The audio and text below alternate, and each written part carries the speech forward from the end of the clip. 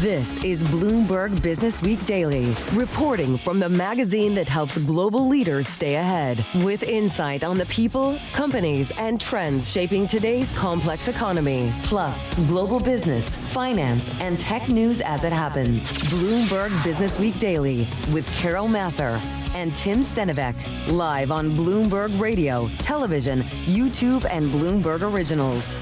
All right, everybody, good afternoon. Carol Massar, Tim Stenovec, live here at Bloomberg headquarters in New York City. Across Bloomberg platforms, and stocks are on track to finish the week at a record close. Earnings, trade deals, Fed pressure abound. There's a lot going on, but like I like to say, Tim Stenovec, everything is awesome. Yeah, investors brushing off any concerns about Fed independence after yesterday. We're going to talk about that in just a few minutes. Charlie Pellet is going to have an update, too, on the trade. Speaking of that, Carol, under pressure, Fed Chair Jay Powell. Can President Trump legally get rid of him? I don't know. We're going to find out. We're going to talk to someone who knows a lot about that. We're also going to check in with former president of the Dallas Fed, Rob Kaplan, is going to be in the house. We're going to talk to him about the chair, the institution, and also, we're going to talk a little bit about monetary policy. We've got a Fed meeting next week. One stock not moving higher is Intel. Shares are tanking. The CEO struggling to show the turnaround is on track. The big question I have is how much time are investors going to give him? Yeah, Intel front and center. So too was Alphabet this past week. They reported results. They were boosted in part by cloud demand. So we're going to check in with Google Cloud's Chief Operating Officer, Francis deSouza. He's going to join us to talk about AI, growth, and so much more. It's all coming your way in the next 60 minutes. First up, though, a check of the day's trade and top business stories. Here he is, Charlie Pellet. Hi, thank you very much. And here's what's going on. We have got an absolutely sizzling day on Wall Street, not just because of the temperature outside. The Dow, the S&P, NASDAQ, all advancing right now. We are looking at records as we head into the weekend, with the S&P up 28 right now, 63.91 where we stand. That is a gain now of 0.4%. The Dow up 189, up 0.4%. NASDAQ up 75 for NASDAQ. That is a gain there of 0.4%. Our Mag 7 index higher by 0.7%. We do have Tesla, a part of that index, up by 3.7% right now. Tesla, you recall, plunged more than 8% yesterday. 10-year at 4.38%, with a 2-year currently yielding 3.90%. Gold is down $32 the ounce, down 1%, 33.36. West Texas Intermediate crude 65.13 a barrel, down now by just about 1.4%. Intel shares are plunging after CEO Lip-Bhutan sparked concerns that he is more focused on cost-cutting than restoring the chipmaker's technological edge. Right now, Intel is down by 9.9%. In Boston, concession workers at Fenway Park are on strike. Their contract with vendor Aramark expired at the end of last year. The strike took effect today. First pitch for the Red Sox, by the way, 7:10 tonight in Boston. For on-demand news 24 hours a day, subscribe to Bloomberg News now, wherever you get your podcasts. I'm Charlie Pellet. That is a Bloomberg Business Flash. All right, Charlie, thank you so much. You are up to date on the markets. Well, trade and tariffs also top of mind for U.S. investors. We are awaiting some deals to be worked out with the European Union, maybe China. Of course, that's going to be a focus next week. European Commissioner, President Ursula von der Leyen said she will travel to Scotland this weekend. She's going to be meeting with President Trump as the two sides aim to conclude a trade deal ahead of that August 1st deadline, when 30% tariffs, Tim, on the bloc's exports are otherwise due to kick in. Here's President Trump. Before heading to Scotland a little earlier today, he addressed where we are with the European Union. We have a 50-50 chance, maybe less than that, but a 50-50 chance of making a deal with the EU. And it'll be a deal where they have to buy down their tariffs, because they're right now at 30%. And they'll have to buy them down, maybe, or they could leave them the way they are. But they want to make a deal very badly. I would have said we have a 25% chance with Japan, and they kept coming back, and we made a deal. All right, that, of course, was President Trump earlier today. Okay, so as we said, trade definitely on the minds of investors. So, too, is next week's Fed meeting amid a Fed chair that is continuing to be in the crosshairs of President Trump. Let's get into today's macro, all that's coming at us, all that's coming at the Fed chair. We've got with us Bloomberg TV and Radio international economics and policy correspondent Michael McKee. Mike, first of all, are we getting more certainty about the U.S. economic outlook because of what we're seeing in the data points, because we're starting to get movement on trade agreements? Any signs that things are settling into a clear economic trend here in the United States? I hate to disappoint you, but no. We've had indications that we're getting some tariff pass-through into inflation from the CPI and PPI. Not a lot yet. But the biggest problem is Donald Trump's tariffs, for the most part, have not gone into effect. August 1st, in theory, is the deadline. We don't know if there'll be a taco on that, some sort of delay. He's suggesting that that could happen if they're negotiating with the European Union at that time. But if and when the tariffs do come in, it's obviously going to put pressure on companies and company margins. And so we will then start to see who passes through, how much, and what kind of impact on inflation and consumer psychology there is from all this. The president earlier today, Mike, was asked about the money that the U.S. has brought in or is bringing in when it comes to tariffs. He was asked by reporters before he made his way to Scotland. And he did say that we could use the tariff money for rebates to Americans. Help me out with that from the perspective of something inflationary, but also less on the inflation side and more on how much money has the U.S. brought in when it comes to tariffs? They brought in about $100 billion so far, but bringing in the money is kind of a misnomer. I mean, somebody's got to pay that, right? We're not printing money here. This is not coming as a gift from the clouds, nor are the foreign countries paying it. Some of the costs may be absorbed by foreign companies, foreign exporters lowering prices. But most of this is at the moment either coming out of consumers' pockets or coming out of corporate pockets, say compression of margins. Now, that still means that somebody's paying it because that comes then out of shareholders' pockets. So there is an effect on the economy. We just haven't seen a huge impact yet because there haven't been a huge amount of tariffs in place. But we are seeing higher prices for cars. We are seeing higher prices for appliances, things made out of steel. So we are going to have an effect. The question is how much and who's going to directly affect, whether he gives people money back or not. That seems like a weird idea to me because he's campaigned so much and people have campaigned so much on the deficit. And he's argued that his big, beautiful plan is not going to increase the deficit. Well, if I get some revenue that is supposed to offset the deficit and then I start handing it out to people, I'm not going to reduce the deficit. All right. Really good to keep kind of all of these things in mind. One of the things I'm thinking, too, though, is about the trade deals yet to come, China, EU. These are some of the big ones. Right. And the question is, what are these deals actually going to be? So far, we don't have any signed actual point-by-point agreements. The British are still working out the details with the United States. And so you could imagine for China, it's going to be very complicated. For Japan, it's going to be very complicated. And then the most complicated of all is going to be the EU, because the EU, while it negotiates as a bloc on trade, is 29 different countries, and some of them aren't going to like parts of this. The president also today saying that on trade deals, most of the deals are letters instructing tariff rates. So those letters we got a couple of weeks ago that say 10 to 15% tariff rate, some higher, some lower, depending on your country of choice. He's calling those deals. He's calling those deals because he's trying to make this all look good. And to the extent that he's allowed to put tariffs on, and that's an open legal question. And next week on August 1st, they're also hearing this case at the appeals court on whether or not he can impose the tariffs under the International Economic Emergency Act that he has cited. If he can't, then all of this falls apart. If he can, then the question is, how legal are these agreements in terms of both sides living up to them? He made a deal with China, in theory, in the first term, which they didn't live up to. And any kind of real trade agreement has to be ratified by Congress.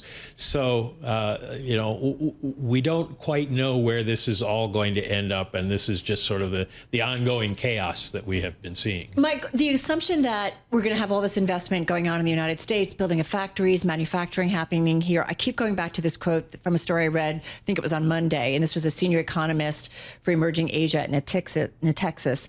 And the individual said, at a 15 to 20% tariff level, it's still profitable for U.S. companies to import from abroad rather than produce similar goods at home.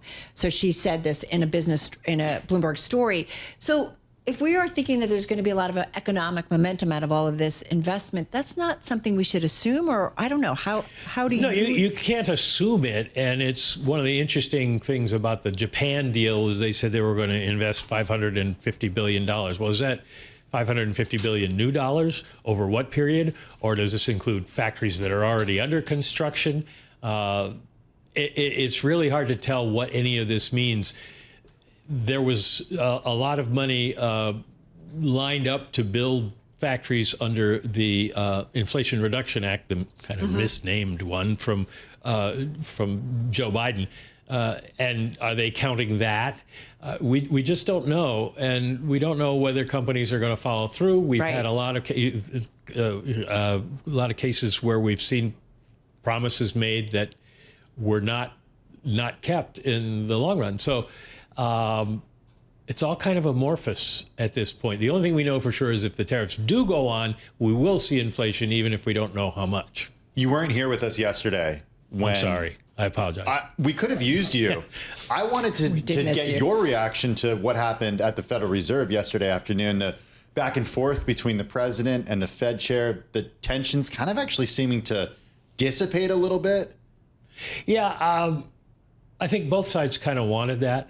As I've been saying on this program for a long time, and now I'm copying on other programs, Trump is a master of the squirrel, and he's been using these Fed attacks lately to distract from Epstein, and that's pretty obvious. But also, he set up a fall guy. If we do get a lot of inflation, or if we do see the economy start to weaken, then it's Jay Powell's fault. It's definitely not going to be President Trump's fault, according to President Trump. So you've got that going on. But then you had the president after yesterday's meeting saying it was an honor to go to the Fed, and the Fed today saying it was an honor to host the president. I think both sides want to back off a little bit from this. Trump's decided probably not worth it to try to fire him and go through all that. And the Fed's going to just say, we're going to do our job and stick to our knitting. We'll still get a tweet on Wednesday or Thursday after the Fed decision and they don't cut rates, but I don't think we have to take it too seriously anymore. All right. That's good to know, but certainly keeps us on our toes. Mike, thank you. Have a great weekend. Bloomberg TV and radio, international economics and policy correspondent, our own Michael McKee. Also, we're going to have a little bit more on the Fed and Jay Powell joining us in about 20 minutes. We've got the former Dallas Fed President, Rob Kaplan. So looking forward to that. Now we're going to talk about one stock that's really on the move big time. Yeah, and that is Intel. A new headline just about an hour ago, a report from CRN that Intel plans to spin off its networking business. It cited an internal memo.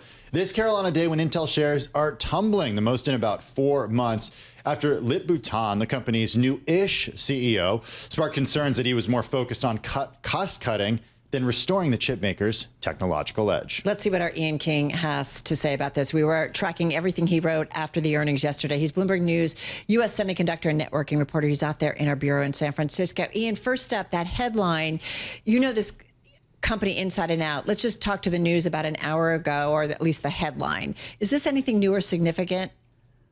Yeah, I mean, we and others have reported that this was in the works, and this is confirmation of it. We actually have a statement in our latest story that from the company confirming this. So yeah, this is another example of them saying, look, this isn't part of what we do in terms of mainstream businesses, and we're going to try and make some money out of it by effectively spinning it off. And they confirm that to us just now in a statement. Surprising though, like I mean. The question that I had yesterday, and we didn't get to ask you this question, is the Intel that you've been covering for years, does that Intel continue to exist and indeed thrive in the future? Or is this company kind of going to be sold off for parts? The whole sold off for parts thing was a debate that happened sort of before Lip Bhutan became the CEO, and he kind of largely squashed it because there's a key difference between here where they were talking about its fundamental business, which is its manufacturing and its chip design efforts, and other things that it does, such as the networking, such as the programmable chips and Altera that it's already spun off, such as Mobileye. All of these kind of peripheral efforts, they're gone or they're going to be monetized. What is still a key question, and this is what happened on the call yesterday, is how do we move forward? How do we make that core design business and that core manufacturing business great again, for want of a better expression, because for many decades, they were the best in town. You know, it's interesting, too. It feels like a lot in last night's earnings release. I mean, there was so much in there as we were going through it, and I'm sure as you were as well, about cuts and cancellations of factory projects. Stock down, as you noted, Ian, in your story, that the CEO is more focused on some of those cost-cutting measures than restoring the chip maker's technological edge. You put that's in your story. Isn't, though, that all part of the process? And isn't Intel's CEO also making changes to improve Intel's technological edge? And it just kind of takes time? Or I don't know. So yeah, you've gone to the heart of the matter there. If you remember, we liked the earnings release. Things were actually a little bit better, and everything was groovy. Okay, he's being more rational. Okay, we're cutting costs, we're improving things. And then we got to the call, and then we talked about a new manufacturing technology, which we'd been told is the future of Intel. It's going to make Intel more competitive. Its own products, its manufacturing will be better, and therefore others will want to use it. And then, he kind of went through an explanation saying, well, maybe we'll do it, maybe we won't, was the takeaway that everybody took from what he said. And that was like, because if they don't do this, if they stop going with new manufacturing technology introductions, then they're not Intel anymore. Just real quick, I want to jump in with a headline that just crossed the Bloomberg terminal. Microsoft is investigating whether a leak from its early alert system for cybersecurity companies allowed Chinese hackers to exploit flaws in its SharePoint service before they were patched. That's according to people familiar with the matter. Microsoft shares still higher right now by about 1.3%. All right. Ian, as we continue to, and you continue to cover this story, I mean, I feel like we're always constantly saying, what's the future of Intel? Is that TBD? I mean, or should we not be so naive to count this company out? It's still a big deal, right? Well, if you read the reports that came out in reaction to what they said yesterday, it's become more of a TBD, more of a we don't know where they're going, we don't know what to expect anymore from them. And that's the problem, and that's why the stock is down nearly 10% today. Yeah, it was a $100 billion company yesterday. It's about an $90 billion company today. That was it going into earnings. It's shed up about 2% so far this year. But it's a shadow of its former self, no question, Ian. On that, and whether it can compete with the other players out there, what is the opportunity that the company has moving forward? Like, what is its strategy here in a world that has changed a lot since it dominated? Yeah, I mean, Mike was talking about, we don't know so many things about what's going on with the Trump administration and their policies.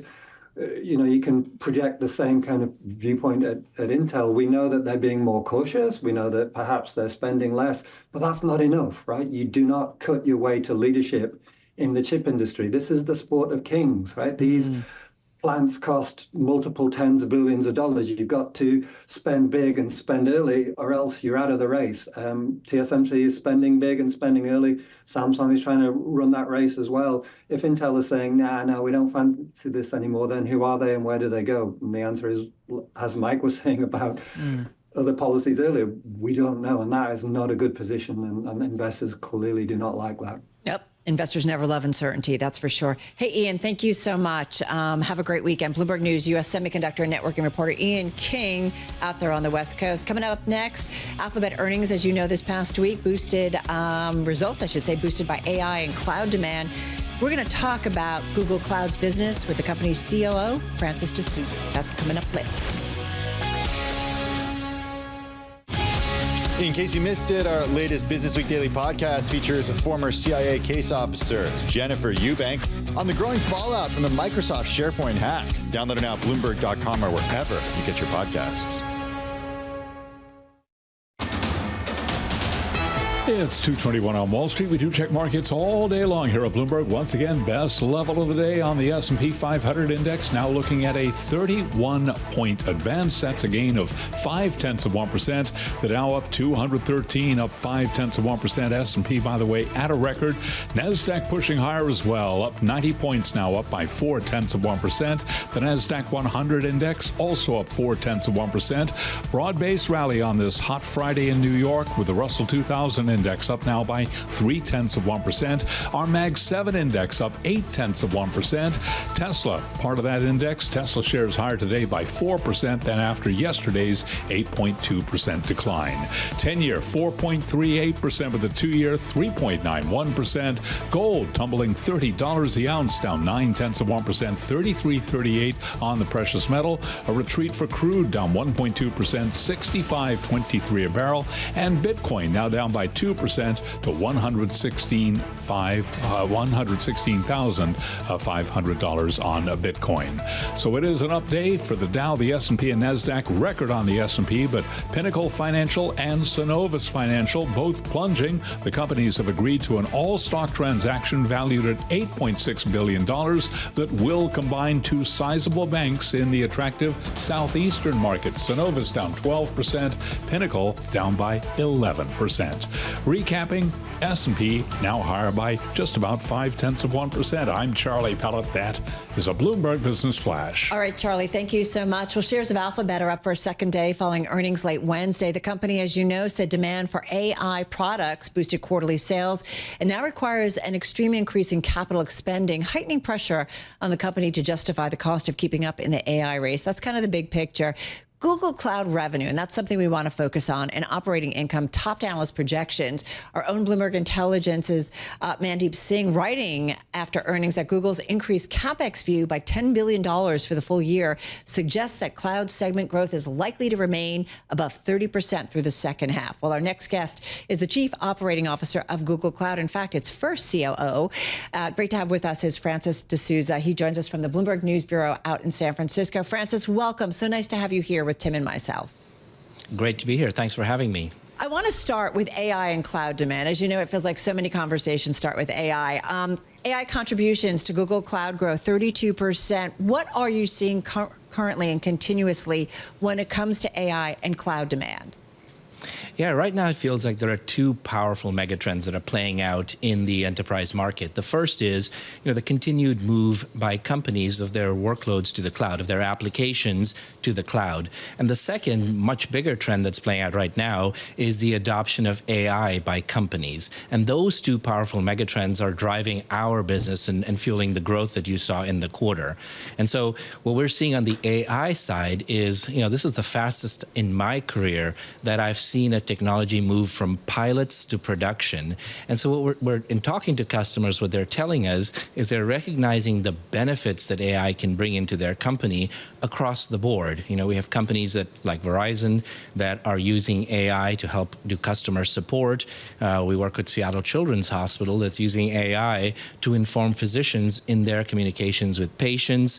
We also have companies like Papa John's or McDonald's that are using AI in the franchises. And so we're seeing broad adoption by enterprises across a number of places where they can see the benefits from AI. You just mentioned a few examples of companies that you work with. There are a lot of small businesses, though, and even large businesses that I think it's fair to say haven't fully harnessed what you view as the opportunity when it comes to AI. How big of an opportunity is it for Google Cloud? What's a number? How can you quantify this? Yeah, I think you're absolutely right in that we're the very early stages of what is a very large sort of adoption market in front of us. Now, you look at the numbers we delivered, last quarter in Google Cloud, we delivered $13.6 billion in revenue. And as you said, that's up 32% year over year. So although the numbers are already big, we're still just at the very, very beginning of AI adoption by companies. And that's true whether you look at small companies who are starting to use it in terms of their outreach to customers to scale up their presence from a marketing perspective, all the way to large enterprises. We're just at the very beginning of this big wave. One of the things, Francis, and I'm so glad we could get some time with you, is that, everybody kind of throws out AI and large language models generally, and we're just trying to get more of an understanding of how this all impacts our world. Drill down a little bit further in terms of the customers that you are working with, big, medium, and small, and how they are using AI and how it's going to impact our lives. Yeah, we are seeing it show up in enterprises in a whole bunch of different ways. And so let me give you some examples. You know, some large manufacturers like Toyota, for example, or Honeywell are using AI on the factory floor to provide information to the people working on the factory floor to improve their operational ability, and also to provide access for their customers to engineering and technical support documents around the product. So make it easier for customers to navigate and find the information they need. We're seeing some hospitals, as I talked about, using AI to help provide physicians access to whether it's guidelines or any background information. In addition, we're seeing hospitals use AI to automatically transcribe the communications with their patients. So what AI will do is actually take the notes automatically and then upload it into the systems that it needs to. What that does is it frees up time for the medical professionals to do what they do best, which is deal with patients. We're seeing small businesses that are using AI to create marketing materials and do that much more efficiently. We're seeing large retailers like Wayfair that are using AI to create more personalized experiences for their customers when you come to the website. So you can imagine, as you're using Wayfair, you can imagine how the furniture items will look in your environment, and that provides a better shopping experience for customers. So we're seeing a wide swath of ways that AI is being used in companies. I'm so glad you mentioned kind of the medical area and what they're doing, because I think a lot of folks come on our air and talk to the Bloomberg audience and talk about how AI might significantly impact not just hospitals, but just how we get medical care. You are the former CEO of Illumina, and I think about DNA sequencing and all of the information and data that could potentially improve how we are treated when it comes to healthcare. How are you thinking about that space and what it might mean for Google Cloud and demand there? Yeah, I think AI is going to have a very big impact in a number of ways across healthcare, right? So if we talked about some ways where it's helping in the delivery of care by freeing up medical professionals from administrative tasks and using more of their time to actually interact with patients. In addition, it's also helping medical professionals, get access to the information they need across a whole swath of information. So, they need to be able to stay on top of guidelines as they emerge, new research that's being published, as well as all the information on the patient. And increasingly, we're getting more and more personalized information on a patient. You talked about genomics. There are a lot of images, as well as previous lab tests. And so what AI can do is sort of take all that information and present it in a more digestible way so that you can make better decisions. In addition, AI can also help, earlier in the process of drug development. We've seen fantastic advances with tools like AlphaFold, which allows you to, deduce a 3D protein structure across hundreds of millions of protein types. What that does then is it allows you to identify maybe new druggable targets that allow you to treat diseases.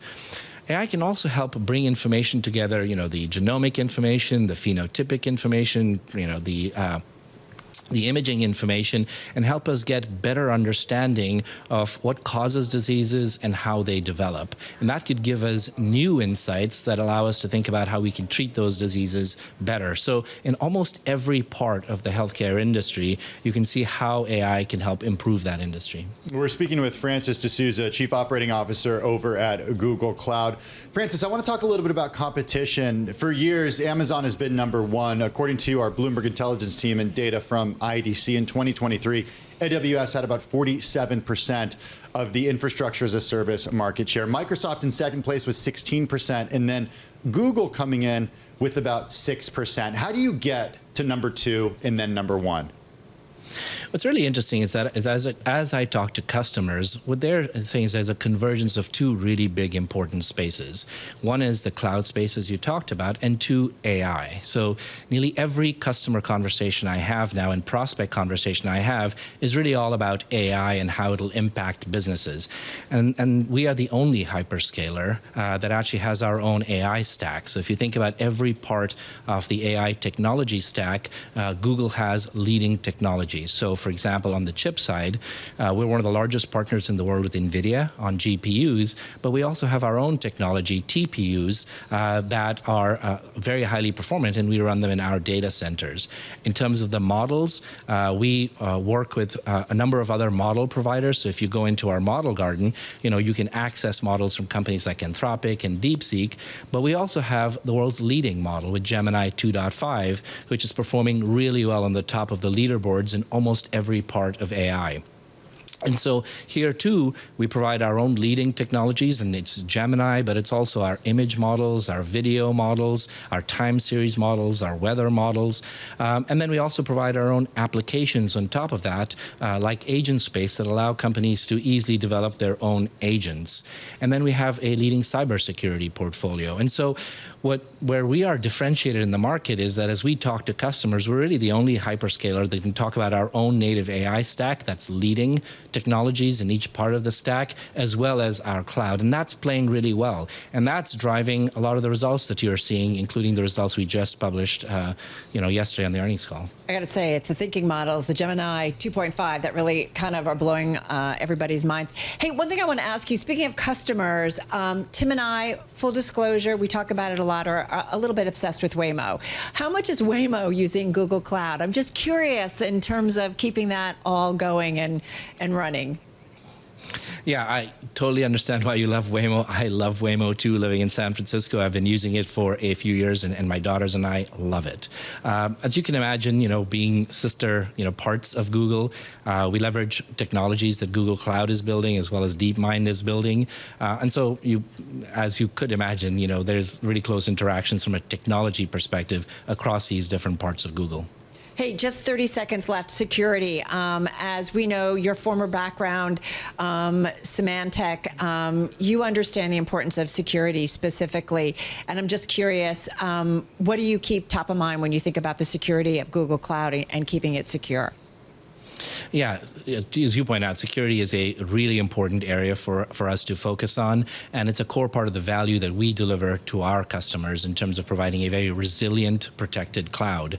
There are a number of things that that are top of mind for us and for our customers as we talk about security, especially in a world of AI. One is it's important that security companies are leaning deep into leveraging AI to improve their security capabilities. So we offer agents, for example, that customers can deploy as part of their security operations center, as part of their threat intelligence gathering. And so we're also doing research on how AI can be leveraged by the bad actors, and think about how you can stay on top of providing defenses for things like, altered images and videos and deep fakes. It's also important to our customers that the security we provide works multi-cloud, so not just for Google Cloud, but that they can have the same security posture for workloads that they have on other clouds as well. And so that's an important part of the conversation too. So provide leading edge technologies, stay on top of AI and the expanding sort of threat landscape that opens up, and then also make sure that whatever you give us, works across clouds. So glad we could get some time with you. Francis deSouza, he's the Chief Operating Officer at Google Cloud, former CEO of Illumina, and also former president at Symantec, where he oversaw the security and data management portfolio. All right, now we want to get back to talking a little bit about the Fed. That has certainly been top of mind, I want to say, over the past week or two, easily, and certainly in the last 24 hours. Yeah, as we saw with President Trump yesterday, whose unprecedented walkthrough at the Fed's now controversial building renovation project with Fed Chair Jay Powell ultimately ended with a sign of relief for the Fed chair, who's been under pressure for months to slash interest rates. I have one dispute, and the dispute is there could be some things with money and, where it comes from, how it's come from, how it's printed, where it's printed, all of the standard things with the Fed. But I just want to see one thing happen. Very simple. Interest rates have to come down. I just don't think it's necessary. And I believe that he's going to do the right thing. I believe that the chairman is going to do the right thing. I mean, it may be a little too late, as the expression goes, but I believe he's going to do the right thing. That's President Trump yesterday after he toured the construction project at the Fed with Fed Chair Jay Powell. Amid the continued presidential criticism of the Fed chair, we continue to wonder in these unprecedented times whether or not legally the president can actually get rid of the Fed head. With us is Kathryn Judge, Harvey J. Goldschmid Professor of Law at Columbia Law School, also the author of Direct, The Rise of the Middleman Economy and the Power of Going to the Source. Her research focuses on banking, financial crises, regulatory architecture, and intermediation design beyond finance. She joins us from New Jersey. Professor Judge, simple question. Can the president fire Fed Chair Jay Powell? Not based on what we've seen so far. He does have the ability, if there's causal reason to fire Jay Powell, to fire Jay Powell. But I think what yesterday's visit made clear is he's nowhere close to satisfying that legal standard. The very fact that we saw him try to trump up an inflated cost estimate based on trying to bring in a third building was in many ways a concession by the president that he really didn't have the case that he needed for removal. So I think right now, Powell and the Fed should feel very good. All right. So maybe he can't fire Fed Chair Jay Powell, but he can still do some damage, right? By the constant criticism? He can do damage. He can do damage. And what's hard there is it's damage not just to Powell, it's damage to the Federal Reserve as an institution. And I would actually say a lot of damage has been done and more is likely to still come. I mean, one of the challenges is that right now, the markets really trust Jay Powell, and for a very good reason. He has been an incredible Fed chair. He's been clear about what he's trying to achieve and how he plans to achieve it. And both during President Trump's first term and during this term, when he has faced pressure that he feels like is not warranted given kind of economic conditions, he is focused on serving the long-term aims of, keeping inflation in check while also promoting employment. And so the real challenge that the president is creating is he's creating an environment where it's going to be very hard for the next Fed chair to come in and build up that same type of credibility. Yeah, talk a little bit about that and the potential response. And I know you focus on this from the law perspective, but what would that mean if the Fed chair doesn't necessarily have credibility, the next Fed chair? It could mean a lot of different things. I mean, so first, one of the challenges is that the president wants lower rates. A Fed chair can't necessarily deliver lower rates. A Fed chair is one vote of 12 votes on the Federal Open Market Committee, the FOMC, that determines monetary policy. So one of the first challenges that a new Fed chair is going to face is how to get 7 votes, how to get the support that he needs in order to drive through the agenda that it seems like the president clearly wants to see. Longer term, the challenge is not just to the president, but to the country. I mean, at this point, we have an incredible deficit. One of the easiest ways for any country to reduce the effective burden of its deficit is just to inflate it away. And so our creditors are going to be looking very carefully at whether or not we're willing to maintain a central bank that has the independence needed to be able to assure creditors that we're not going to try to use that technique. And I think without that credibility, there's going to be significant costs in terms of financing. Professor Judge, one last question. We are next talking with Rob Kaplan. He's former president of the Dallas Fed. Curious what you might ask him when it comes to Jay Powell and that presidential pressure and anything else related to the Fed. Yeah, I mean, actually, I think Kaplan's a wonderful person to talk to because the reserve banks are an underappreciated element of how the Fed has stayed independent. I mean, if you actually go back to the 1935 Act, a lot of the question was how much power are we going to give to the board in the centralized position? How much presidential influence is it going to be over the board? And how much are we actually going to reduce the capacity of any administration to shape policy by putting meaningful authority in the hands of the 12 reserve banks across the country, which again have 5 of the 12 seats on the FOMC. So I think one of the things to really focus on with Kaplan and that we should be looking at generally is when are the threats going beyond the chair? Because we've seen tussles between presidents and chairs in the past. And when might the president take steps that really endanger or threaten the broader institution, including the reserve banks? All right. You're a gem, and you set us up so well. I'm so glad we could get some time with you. Kathryn Judge, she's Harvey J. Goldschmid, Professor of Law at Columbia Law School, author of Direct, The Rise of the Middleman Economy and the Power of Going to the Source. We're going to stay with the Fed. Delighted to have with us Robert Kaplan. He's former president and CEO of the Federal Reserve Bank of Dallas, vice chairman currently of Goldman Sachs, and he joins us from the Bloomberg News Bureau in Dallas. Rob, it is great to have you here with us. How are you? Great to see you. Great to see you. Doing well. All right. So I want to follow off of what we heard from Professor Judge. She made some really good points. I mean, first of all, what do you make of the back and forth between the president and Fed Chair Jay Powell? Not really between the two, but really coming from mostly the White House. So I'm going to talk to you about it as if I were in my former seat at the Fed. And I would tell you I would be aware of it but I would be striving to make sure it does not enter into my thinking at all. And I think for most of the folks at the Fed and around the FOMC table, they're very focused, as I would be, on trying to make the right decision in July and then in September. And I would basically expect them to the extent humanly possible, screen out some of the activities going on externally. How do you do that? I mean, this is a psychological question as much as it is a question about data and the Fed's dual mandate. But how do you drown out the noise when it seems to be coming, at least in our world, almost 24/7? So the way you drown out the noise, I would say, is the task of figuring out right now with some of these cross currents we have, the task of figuring out what's the right way to administer monetary policy, that's consuming enough. And I think there's a real ethic and culture at the Fed and around the table to divorce your decisions from political pressure or political considerations. And that's really firmly ingrained. And I think it's also, between colleagues, it's self-reinforcing. You reinforce it with each other. I think the current situation, which I can get into, is complicated enough. That would be consuming all of my attention, and I would be having my team very focused on how to weigh these trade-offs. Well, and the president continues to say, Rob, that, Fed Chair Jay Powell is going to do the right thing.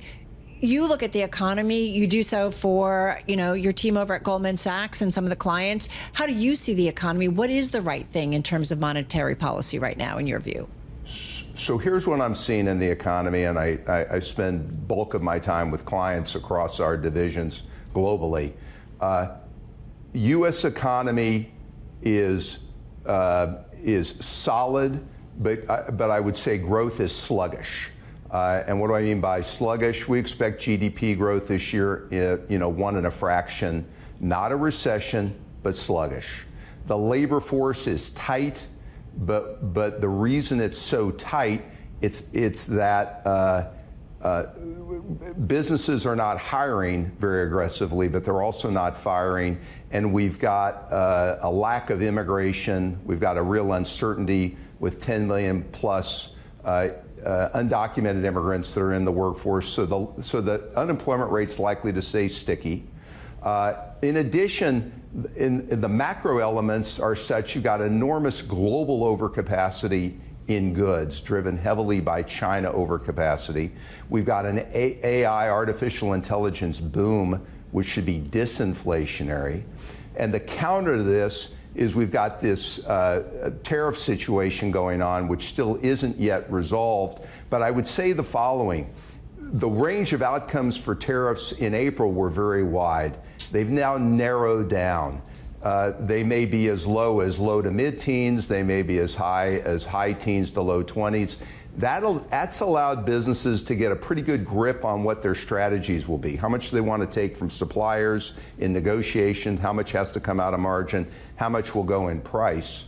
And so the thing I'd be struggling with at the Fed is, in this disinflationary context, how much will these tariffs lead to more persistent price pressures, or are they more likely to be a one-time price issue, cost issue, which then over the horizon will get absorbed and we will return back to a more disinflationary environment, which I would argue is where we are predominantly globally outside the United States.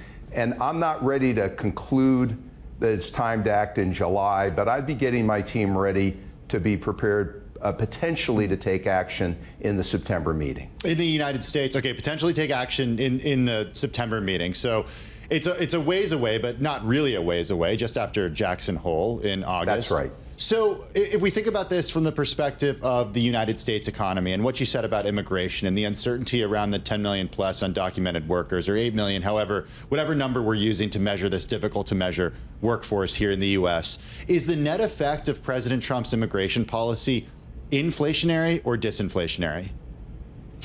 The net effect on the workforce is you have a very tight workforce. And this is why businesses are reluctant to fire. That means that wages, and this I think is a good thing, are probably firmer. You do not have, though, on the fiscal side, some of these big government-directed programs like the American Rescue Act, Inflation Reduction Act, Infrastructure and Chips Act. You know, that spigot of government-directed spending has been stood down. It's probably been replaced, though, by more stimulus, tax on overtimes, tax on tips, accelerated depreciation, and others. And I think the net effect of what's going on over the horizon, it may, in fact, when we're looking back a year from now, may say that the overall trend has been disinflationary. The tariffs have basically interrupted that, but only for a period of time, and we're returning to a disinflationary trend. But I'm not sure yet, and that's what I'd be trying to figure out, and I think that's what the Fed participants are trying to figure out right now. What is the biggest risk to the U.S. economy right now? Is it the tariffs and the deals that are being worked out? I would say the following: we're gonna go into 2026 with some additional stimulus coming from the bill that was just passed. We've got a very tight labor force. I think a risk is most businesses I talk to are struggling to find workers, particularly in the service sector. I think there may have to be a look at increasing legal immigration and/or clarifying the status of these millions of undocumented immigrants, because businesses are telling me they're struggling to find workers. And then, yes, on the tariffs, if we're in the low to mid-teens, I think the risk of being able to manage this is lower. I think if they're mid to high teens or 20%, I think it will take longer. And I'm still, though, overall optimistic about next year. The biggest concern I have for the U.S. economy is the deficit. We're now net debt to GDP over 100%. We're going to run this year as high as a 7% of GDP deficit, although we'll have to see. And I still think our ability to sell long-duration treasuries is still our biggest challenge, and it's the biggest thing I'm concerned about. We are, of course, talking with Rob Kaplan, Vice Chairman of Goldman Sachs, former President and CEO of the Federal Reserve Bank of Dallas, joining us from the Bloomberg News Bureau in Dallas. Hey, Rob, one thing I wanted to ask you. Former Treasury and White House National Economic Council Chief Larry Summers said on Bloomberg Television's Wall Street Week with David Weston that he backed Treasury Secretary Scott Bessent's questioning of the Fed's non-monetary policy activities and saying that there were some areas that are distinct from the broader issue of central bank independence. I think it's safe to say that even some that really fiercely defend Fed independence say it is a good idea to review. Do you think the Fed has overreached in some areas? I think there's 2 or 3 areas that are healthy to look at. One, the Fed has very aggressively used its balance sheet, increased its balance sheet, QE, in the last number of years. I think there's an argument, and it's worth a debate, maybe the bar should be higher to roll out the balance sheet in the midst of a downturn. Emergency powers, yes, maybe a higher bar for using that balance sheet because it has a distorting effect on the Treasury market and financial markets. I think some of the changes that are being made now to do a revamp of bank regulation, I think, are constructive, and I think those are good moves. And then to the points that have been made, I think it's always a good idea to take a look at the Fed. How can we operate better? There's 12 reserve banks. There's a big board of governors. Are there operations that could be integrated? Could there be more efficiencies created to make it more economical? Sure, there are opportunities there. And I think that kind of review, though, is healthy and constructive, and I think should be expected, and I think is a positive thing for the Fed. Rob, forgive me for going back to kind of where we started. And I think about, man, I would be super rich and living probably on Anguilla if I had a buck for every time I said we were living in unusual and times. But watching yesterday, Tim's been doing this a long time, I've been doing this a long time, to see a president with a Fed chair touring the Federal Reserve, I think it's fair to say that was super unusual. That hasn't happened in 2 decades. So tell me, someone who understands the Fed, the importance of Fed independence, you know, your conversations or the things you were being asked around that and what you think is the productive takeaway from seeing that? Or were you as shocked as kind of we all were? Yeah, well, I thought Jay Powell handled it very well. And I really think that as a leader of the Fed, and I would guess what they're saying inside the Fed, please screen this out. Let's focus on the job at hand. We've got a big job to do. The job is not finished.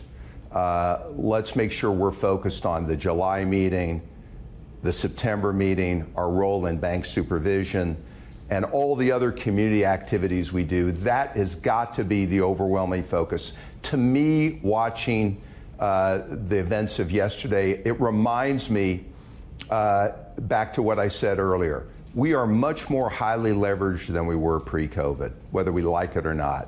Now, it's spurred economic growth in the last 3 or 4 years, but some of that was due to excess fiscal spending. I do think the big looming issue for the country, and I'm optimistic generally, we are going to have to find ways to moderate our debt growth, to be aware of the fact we're running a historically high deficit at a time of full employment. We tend to run big deficits when we have high unemployment, not at low unemployment. So this sensitivity to the cost of everything, I think that part of it, I think, is a constructive development.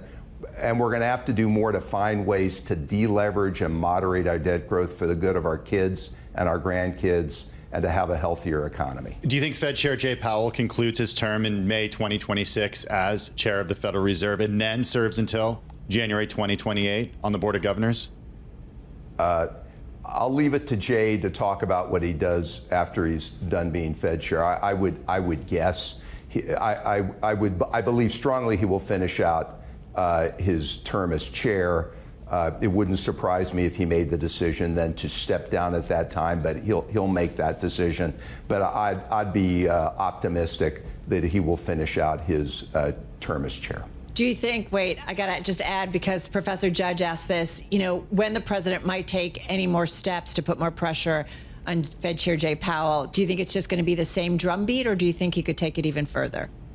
So, listen, I will say this, the sequence of events over the last several months have meant that the next Fed chair will have a onus on him or her to demonstrate that they are divorced from political pressure and political considerations. Very critical to the leadership of the Fed that they demonstrate that. And I think it's critical to people in the economy and the financial markets, not just here, but around the world, that person demonstrate that. And I think this just increases the emphasis on their need to demonstrate that. And I'm hopeful they will. All right, don't tell anybody, Rob, but I know we're not supposed to have favorite interviews of the week, but this was definitely a fave. Robert Kaplan, have a great weekend. He is former president and CEO of the Federal Reserve Bank of Dallas and, of course, vice chairman at Goldman Sachs, joining us from Dallas. We are a little over an hour from the close of equity trading here on this Friday afternoon. The S&P 500 set to close at another record, up about 0.5 percentage point right now. The NASDAQ Composite up 0.4%, while the Dow up 0.5 percentage point. I'm Tim Stanovic along with Carol Masser. Let's take a look at some stocks on the move today. With us is Bloomberg News cross-asset reporter Denitsa Tsekova. Stocks may be higher, but one prominent tech name, chip name, lower today. Yes, all eyes on Intel today. The stock is down 9% now. Obviously, this comes off the chipmaker reporting second quarter results and plans to make significant workforce cutbacks. Of course, the ticker is INTC. The biggest concern is that their new CEO, Lip Bhutan, there was so much excitement about it. But the big concern was that he was more focused on cost cutting than restoring the chip maker's technological edge. So what we saw in the report is that they will cancel some factory project and take on a more conservative approach to future spending, and clearly investors are not reacting very well to that. When it comes to the job cuts, their goal is to end the year with 75,000 employees. This is actually a 20% cut. So that's perhaps one reason investors are reacting. There is actually a lot of support from the PC industry, but what we're seeing there is that maybe some of that is coming from build-up in inventory, and analysts are not so optimistic about that despite the strong first quarter They're saying that obviously this may not happen in the second part of the year. That said, Intel gave an upbeat third quarter sales forecast, but still, the year-to-date rally, less than 3%. It's really lagging behind the big names. But it was up. It was. Prior, it was after remember the CEO. this, right? This is a huge haircut today, and so it was doing better than it certainly is. All right, so I feel like we're going to go from high tech Intel to a little bit low tech, Deckers. Okay, Uggs, Hoka, Teva. What's going on? Exactly. These are the brands driving the stock higher. The ticker is DECK, and the stock is up 12% today. Of course, it comes after reporting net sales for the first quarter that beat the average analyst estimate. And the two brands that are driving it is Uggs and Hoka. That's an interesting one where for Uggs, they're releasing new items. They have like all year round items. I don't know if you've seen the sandals and then the lifestyle sneakers. Those platform Uggs that came out a couple of years ago or a year and a half ago. And they're everywhere. I see them a lot. Hoka is also raising prices, so that seems to be paying off. Their CEO, Stefano Carotti, has been steering Deckers through tariff pressures. It's actually been a pretty rough year. Despite the big jump today, the company is down more than 30%. So this is much needed relief. But we see a lot of buzz across their famous brands. Yeah, I mean, the famous brands are driving the driving sales there. I mean, Hoka brand net sales increased close to 20%. UGG brand net sales increased close to 19%, while other brand net sales decreased 19%. So it's being powered by UGG and Hoka right now. Love me some Uggs. Love me some Sam Adams. Yes. All right, that's a transition. I do love this ticker, SAM. We're talking about Boston Beer. I always say that. Very good Friday transition. Shares are up 6%. The alcoholic beverage maker reported earnings per share for the second quarter that beat the average analyst estimate. The most important bit that is bringing relief to investors, the company expects a more moderate effect from proposed tariff rates and revised lower their expected financial hits to earnings. There are near-term factors such as economic uncertainty and household budget tightening that are definitely weighing on demand. That's what the CEO is saying. But they also have an interesting new brand. It's called Sun Cruiser. And it's been boosting sales, and they expect this to continue. So this is like a vodka iced tea. This is the first time I see it, but it looks very interesting. It was launched last summer, but it continues to grow its volumes week over week. Distribution expands to the big chains. So, millennials are not drinking, but clearly this one is doing well. Even though Boston Beer is still down almost 30% year to date. Sorry, give me a glass of red wine. I'll be happy. We got to run. Bloomberg News cross-asset reporter Denitsa Tsekova. Check out our Stock Movers podcast episodes of Big Winners and Losers. You can find it on Apple, Spotify, or anywhere you get your podcast. Tim, we've got a rally underway and another record on the S&P. We do. Taking a look at how things are looking on the S&P 500. Poised to close at another record today, up 0.5 percentage point. The Dow up 0.5 percentage point. The NASDAQ up 0.4%. The close coming your way on TV.